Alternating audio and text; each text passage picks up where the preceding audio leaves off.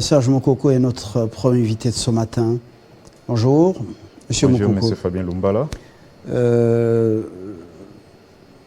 Le slammer de tout à l'heure nous a emballé parce qu'il appelle ses élèves à la relève.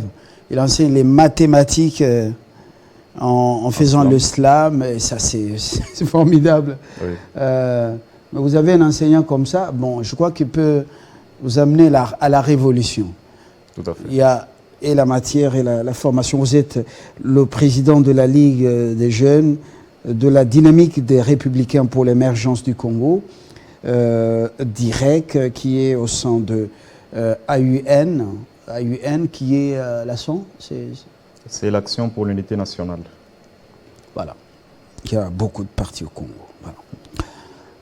Jeune, après l'université, vous embrassez la politique, mais on ne va pas parler beaucoup de votre décision d'entrer en politique, parce que celui qui est à la tête même de votre parti, c'est un jeune. Tout à fait. Même s'il a son mentor derrière, qui est son père, c'est une parenthèse.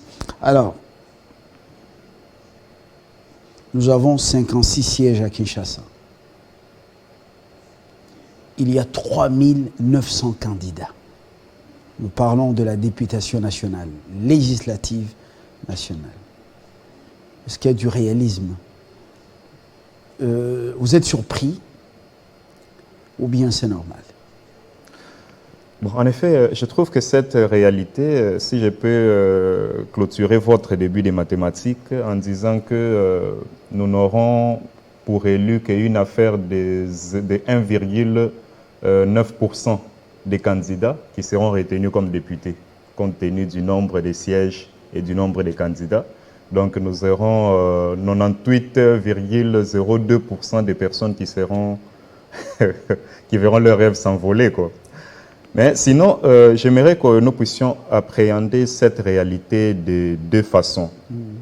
La première façon, c'est le souci de la population de constater que peut-être que ceux qui sont là ne font pas correctement leur travail, c'est pourquoi ils ont été élus. Je parle toujours au conditionnel, hein, par peur de ne pas être d'être poursuivi. Alors, des deux, il faudra aussi voir dans quel sens, n'est-ce pas peut-être le taux élevé de chômage? N'est-ce pas peut-être le fait qu'aujourd'hui la politique est devenue le moyen le plus rapide de s'enrichir? C'est ça des questions qu'il faudrait se poser. Il y a aussi beaucoup de sacrifices en politique. Voilà. Beaucoup de sacrifices. Ce n'est pas toujours l'argent facile dont parlent les gens. Vous savez, il y a des politiques, il y a des chefs de partis politiques qui vendent leur maison, leur parcelle pour payer la caution de membres, des candidats du parti afin d'atteindre le seuil. C'est un sacrifice énorme. Tout à fait. Les gens par moment oublient ça. Voilà. Étant moi-même en politique, connaissant cette réalité, voilà pourquoi je voulais atterrir en disant que j'opte pour la première réalité, la première appréhension, de dire que c'est le souci de voir un changement. Vous voyez un peu, c'est comme dans une salle de classe, il y a un élève qui lève le doigt, on lui donne la parole, mais sa réponse n'est pas satisfaisante. Le professeur demande qui dit mieux. Si les autres élèves trouvent qu'ils ont une meilleure réponse, ça sera du moi monsieur, moi monsieur, moi monsieur. C'est presque tout le monde pratiquement qui va lever le doigt. C'est ça la réalité que nous vivons. Les gens estiment qu'ils pourraient peut-être mieux faire que ceux qui sont là. Non pas parce que ceux qui sont là sont incompétents, mais peut-être que ceux qui veulent y adhérer et y aller, entrer au Parlement, ont une meilleure vision, estiment avoir une meilleure vision. C'est ce qu'on leur concède et c'est leur droit le plus légitime, bien sûr. Dans une ville comme la nôtre, Kinshasa, ex-Kin Label, aujourd'hui Kin Poubelle, nous décrivons la réalité qui est là, avec toutes nos réalités. On a vu ce qu'ils ont produit les députés provinciaux, les élus de la ville de Kinshasa, et puis on a vu ceux qu'on a envoyés au Parlement national. Nous ne disons pas que ce sont eux qui doivent construire les ponts, commencer à faire les nettoyages ou ramasser les ordures. Nous ne disons pas que c'est eux qui doivent donner à manger au peuple. disons qu'ils ont un travail à faire. Est-ce que... quel discours, cette fois-ci, passerait mieux au milieu des électeurs quinois? Quel discours passerait? Voilà. Nous restons au niveau des législatives nationales, législatives en général, mais avec focus sur les législatives nationales. Voilà. J'estime qu'aujourd'hui, le peuple a besoin d'un seul discours, c'est celui de l'éducation politique. Que la population sache quel est réellement le travail d'un député, tant national que provincial. Il faudrait commencer par là. Parce qu'aujourd'hui, il y a eu beaucoup, même par le passé, il y a eu beaucoup de cacophonies en ce qui concerne le travail réel d'un député. J'en connais des députés qui ont promis de venir partager leurs émoluments avec leurs électeurs. C'est combien que vous allez toucher comme émolument? Il y a combien d'électeurs qui vous ont amené à devenir député? Donc tout simplement parce que et les candidats et la population ne connaissaient pas réellement ce que c'est que le travail d'un député. C'est cette lutte-là même que nous, au sein de la DIREC, avions entamé, sur laquelle nous sommes toujours, c'est l'éducation de la population en ce qui concerne les missions des personnes qui doivent être élues. Bon, mais pas seulement la population.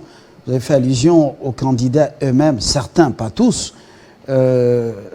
Si on connaît la mission d'un parlement, d'un député national, on ne peut pas faire des promesses au peuple en termes de finances, en termes de construction des infrastructures.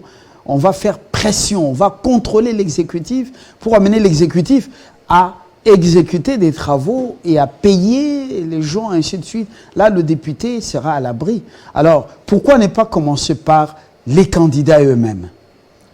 Pourquoi ai-je dit le peuple? Le candidat est tiré du peuple. Le peuple, c'est le candidat de demain. Nous, avant la naissance des DIREC, on n'était pas forcément candidats, on n'était pas forcément ceci pour certains, bien sûr. Nous qui avions commencé la politique il y a quand même longtemps. Et lorsqu'on parle du peuple, on voit le peuple dans son ensemble, c'est-à-dire et les acteurs politiques et ceux que j'appellerais peut-être spectateurs politiques, mais que tout le peuple dans son ensemble connaisse les missions d'un élu. C'est comme ça que nous insistons. Les formations d'ailleurs que nous donnons commencent par le propre cadre des DIREC, les hauts cadres, tout comme les cadres et ainsi que les militants, pour propager cette formation-là, pour propager cette connaissance-là de ce qu'est le réel travail d'un député national ou provincial. Est-ce que c'est le moment où c'est un travail qui doit se faire au début, par exemple, d'un quinquennat ou d'une législature? Bon, nous avons commencé ce travail dès la naissance de notre parti. Ça, je parle en ce qui nous concerne. Oui. Mais j'estime que ce n'est même pas le travail d'un quinquennat, mais c'est le travail de toute une vie. Parce que les gens naissent, grandissent chaque jour.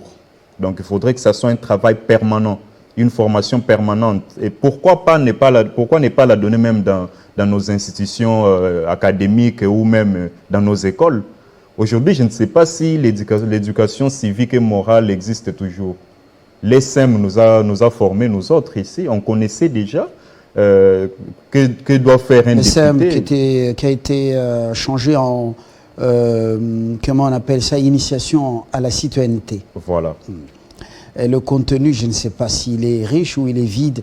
Je ne m'hasarde pas là-dessus pour porter un jugement. C'est mieux. Mais lorsque vous regardez le travail que vous avez fait, voyez dans la globalité, de manière ensemblière, la manière dont les candidats communiquent à travers les affiches, leurs messages, même dans les médias, la manière dont le peuple réagit. Est-ce que nous sommes déjà prêts à sortir du bout du tunnel? En tout cas, je dirais que le téléchargement de cette sortie est peut-être à 40%. Pourquoi? Parce que je sens aujourd'hui même... C'est pas beaucoup. 40%, c'est déjà un peu bien. C'est trop. C'est pas encore la réussite totale. Le langage, tozo liaté. Oui. En balo, il faut tolia. Et puis après, Bovotenga, Nakosala Boye. Vous voyez les passerelles qui sont inaugurées, quand Lucas, partout, les passerelles qui sont inaugurées. c'est pas le gouvernement, mais il y a des individus qui disent ils ont fait ça. Est-ce que c'est ça la mission des députés nationaux ou provinciaux? Et il faudra ajouter à cela qu'en dehors de Tozo Liate, quand vous retournez, vous entendrez ces mêmes gens-là dire que Torolia Mbongo na Bango, mais Toro voter Bango Kakate. Donc ils vous diront que l'argent, nous allons prendre, on ne refuse pas les cadeaux. Mais cependant, lorsqu'il faudra aller aux urnes, il faudra être plus judicieux en termes de choix des députés. Donc ne vous en faites pas pour ça. Moi, j'estime que, tel que je vois, ce vote ici, ça sera le vote sanction et pour ceux qui sont sur place et pour ceux qui ont dépensé sans avoir les qualités nécessaires. Je reste confiant. J'estime que la population fera un bon choix. D'autant plus que nous autres aussi, par nos différents passages sur les médias, nous interpellions toujours la population dans ce sens-là pour leur dire que manger, si on vous donne, il n'y a pas de problème. Nous sommes en Afrique, on va considérer ça comme du socialisme africain. Est-ce que faire manger, ce n'est pas une corruption morale? Faire manger, bon, la corruption... Est-ce qu'on ne corrompt pas le peuple pour qu'il vous donne les voix pour acheter ses voix? Attention, lorsqu'on veut parler de corruption, étant juriste, j'aimerais considérer la corruption comme un contrat. Dans le contrat, il faut qu'il y ait l'objectif commun. Si vous, en donnant au peuple, vous sous-entendez qu'il doit voter pour vous, mais vous ne lui dites pas que je suis en train de vous donner pour que vous votiez pour moi, lui, de son côté, reçoit ça comme un acte de bienfaisance, il n'est pas lié moralement. C'est justement ça, parce que c'est le corrupteur politique ne vient pas dire au peuple, voilà, je te donne pour que tu puisses voter pour moi. Ils ne disent pas ça, parce qu'ils savent que s'ils disent ça, la personne va lui dire, mais penses-tu pouvoir acheter mon vote? Donc avec un peu d'argent, un peu de riz? Une corruption tacite. Une corruption tacite, mais la corruption tacite maintenant souffrira des moyens de poursuite. Parce qu'il n'y a pas de preuves. Il n'y a pas de preuves et il n'y a pas eu d'entente préalable. Vous venez lui donner et lui perçoit que c'est un acte de bonne foi, mais aux urnes, je dois être conséquent. Donc ça ne m'inquiète pas. 56 sièges. Le peuple va donc départager les 3900, donc presque 4000 candidats. Ah, c'est pas facile.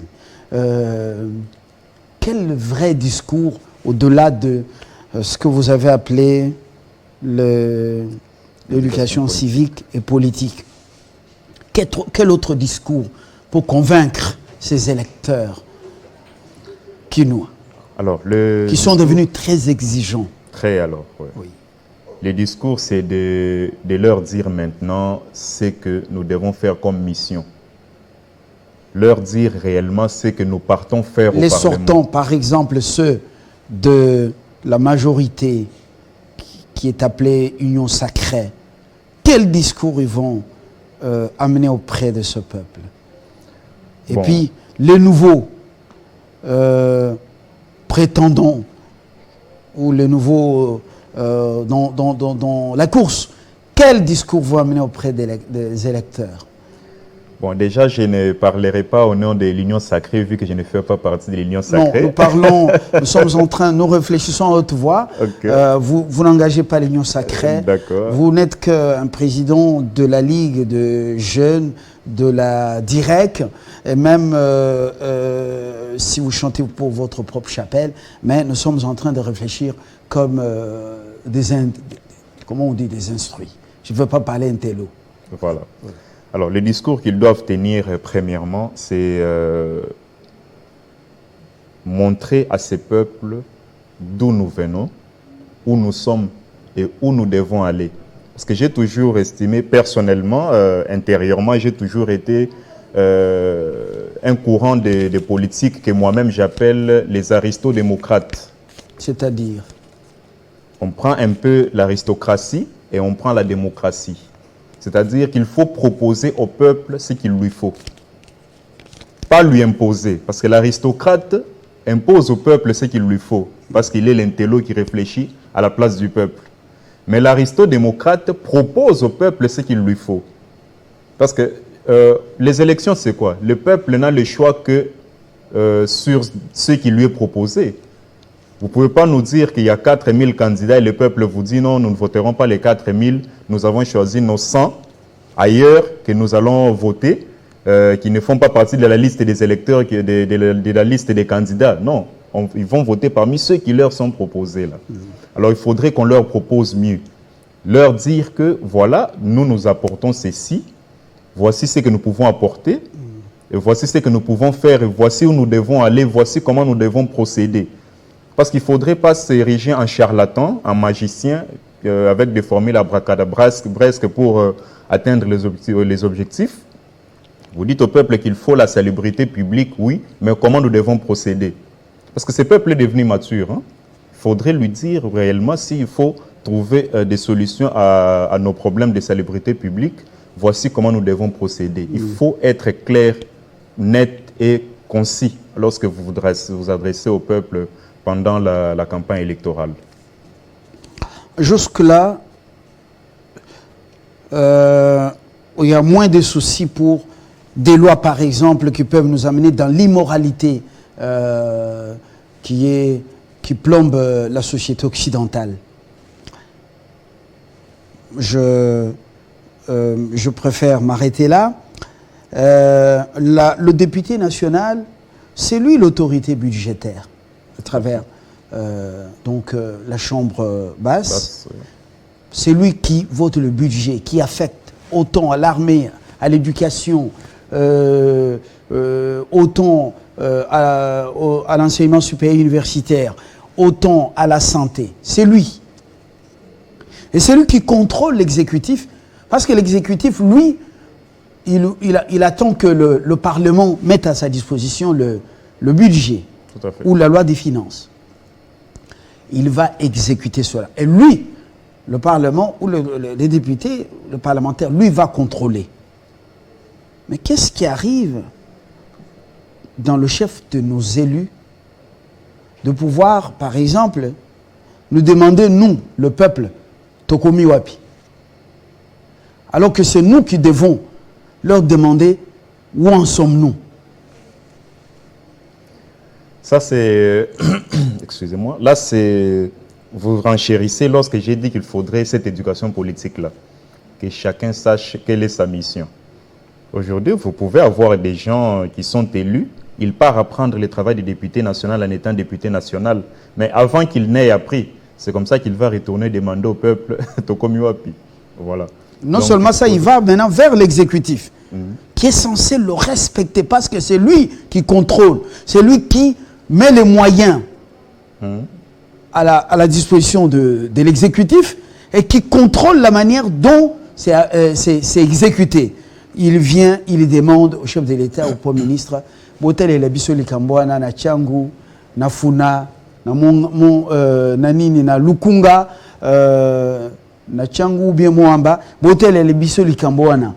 Je ne sais pas si vous comprenez les choses comme moi. Voilà. Et comme s'il faisait une sorte de mendicité auprès de l'exécutif pour dire Botel et la Bissoli Kambouana. Parce qu'il sait que si c'est fait, la gloire va lui revenir et puis le peuple va lui renouveler la confiance. Alors, mais quand il y va, c'est pas dans la position de l'autorité.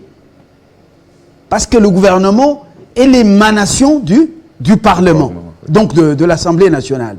C'est le patron, c'est l'Assemblée nationale. Comment il doit venir sous une mine triste? On dirait un mendiant qui vient demander à l'exécutif, qui vient demander à son boy. Hein? Et pourtant, c'est lui le patron de pouvoir atteler l'Ikambouana.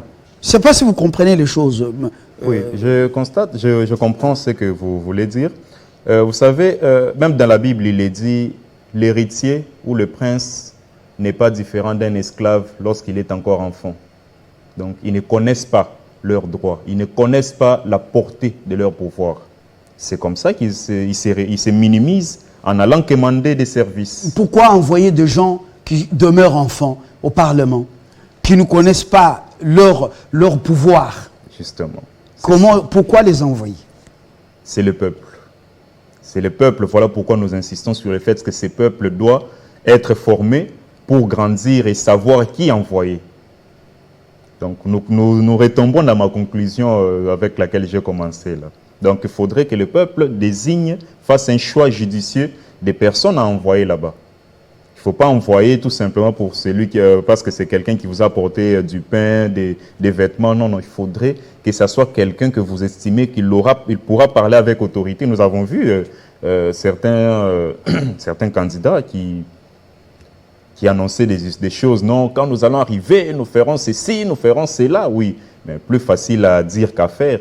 Mais arriver là-bas, c'est quoi? Certains, j'aurais entendu que certains députés passent tout le temps dans des bureaux des ministres pour aller demander, pas des travaux publics comme vous venez de le dire, non, mais des travaux privés, c'est-à-dire un peu d'argent pour enflouer un peu la poche. Mais quelqu'un chez qui vous êtes déjà demandé un peu d'argent, aurez-vous encore le pouvoir de le faire couler, par exemple, par une motion, lors d'un contrôle parlementaire, le faire couler, ce sera difficile. Ça devient compliqué. J'aurais entendu qu'il y avait d'ailleurs un membre de l'exécutif, il y avait un député qui voudrait le faire demander une motion de défiance contre lui, et le monsieur lui dira, dites-lui de me rembourser mon argent que je lui avais prêté. Vous voyez ce genre d'histoire. Voilà. Serge Moukoko, je vous remercie d'être venu et d'avoir réfléchi avec nous autour de ça. Vous aviez les ambitions, mais les regroupements politiques a préféré les... Ah, ça vient de moi, hein, a préféré les animaux politiques, que vous êtes très jeune. Bon courage, continuez à la dynamique pour vous occuper de la Ligue, dynamique des Républicains pour l'émergence du Congo. La formation politique est dirigée par un jeune aussi. J'espère qu'il n'a pas été calé, lui aussi. Il n'a pas été freiné. Non, non.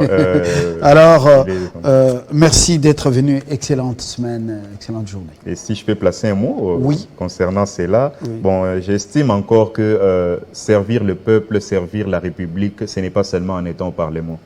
On peut bien le faire et très bien le faire même si on n'y est pas. Je reste convaincu et ma vision reste forte. Tout le monde a une vision. Alors, plusieurs visions, ça fait quoi? Non, non, plusieurs visions qui visent le même objectif, ça concorde, c'est tout à fait bien. Merci d'avoir accepté sportivement cette décision du regroupement politique AUN et bonne, excellente journée. Merci à vous autant, monsieur. Je termine avec d'autres jeunes. Eux, ils ont servi comme des bénévoles au jeu de la francophonie. Un travail formidable. Ils ont été, leur boulot a été salué par celui qui était le président du comité, comment on appelle, d'organisation. Ils ont un petit mot à dire, dont la noblesse et le bon sens.